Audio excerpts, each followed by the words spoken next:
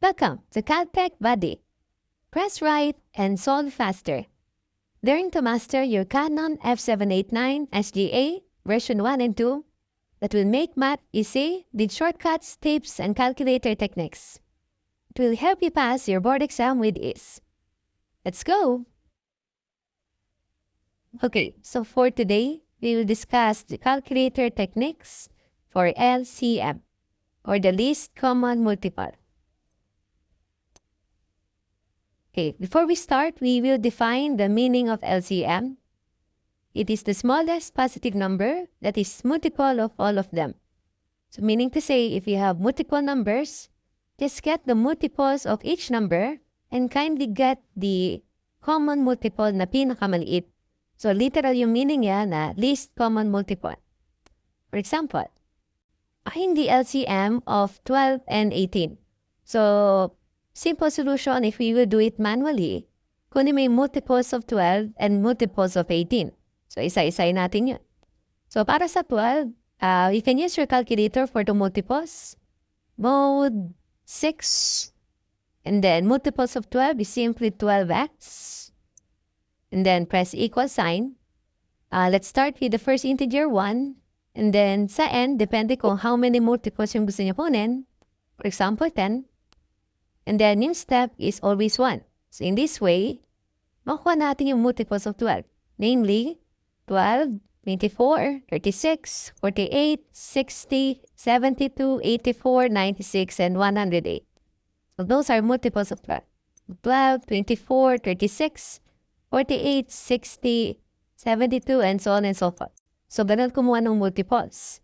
So 12, 84, 36, 48, 60, 72, and so on and so forth. Now, para naman sa multiples of 18, so edit lang natin yung equation, gawin natin 18x. Equal sign, start with 1, and with 10, and step is 1. So in that way, nakuha natin yung multiples of 18. So we have 18, 36, 54, and 72, 90, 108, and so on and so forth. So, kay inspection, makukuha na natin yung LCM. Kasi sabi dito, smallest number na same yung multiple of each of the given numbers. So, sa mga multiples of 12 and 18, ang least common sa kanila should always be 36. So, yun yung least common multiple between 12 and 18. So, siya na yung LCM. Now, kapag multi numbers, of course, mas mahirap nang kunin yung LCM. So, dito papasok yung ating CalTech. Siyempre, this is CalTech Buddy. So, ang ituturo talaga natin dito is yung pagkuha no LCM using our calculator. Gumagana to sa Canon F789SGA version 1 and 2. Okay? So, display ng calculator natin, naka-version 2 tayo. Pero gumagana rin yan sa version 1 ng Canon. Okay. So, try natin using our CalTech. So, if you want to use CalTech, pipindutin natin yung apps. So, balik mong tayo sa mode 1. Mode 1 is for computation. Then, we press apps. And then, sa display ng apps, makikita nyo mayroong LCM. So, we will just press 7 para ma-activate yung LCM. And you just input the two numbers, separated sila by comma. So, you have 12, first number, comma, 18. Mas madali ito, definitely. Now, if you press equal sign, then you will see the LCM of 12 and 18 is still 36. So that's the best way. Now, dahil na tayong konti, so ganito lang para natin pagkuha ng LCM. You can always use your calculator, apps, 7, and just input the numbers separated by comma. Dahil tayo mas maraming numbers.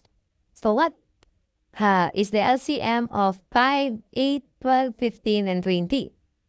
So we will just use the same procedure. You use our Canon F789SGA version 2.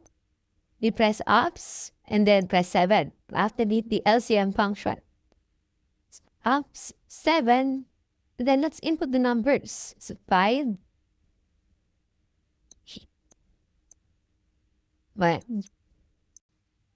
15, and then 20.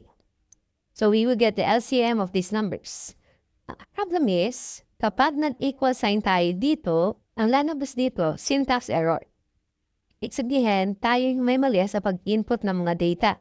Okay? So, ganun ang ibig sabihin ng syntax error. So, tayo may fault dito.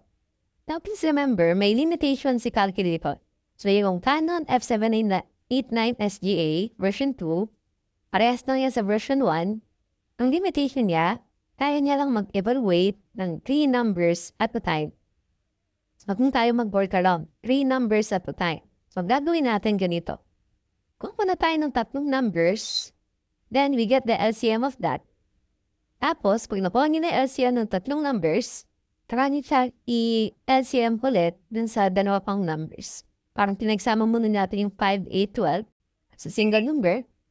Then, kunin na natin yung LCM niyan, kasama yung 15 and 20. So, in that way, mas madali siyang ma-evaluate na calculator.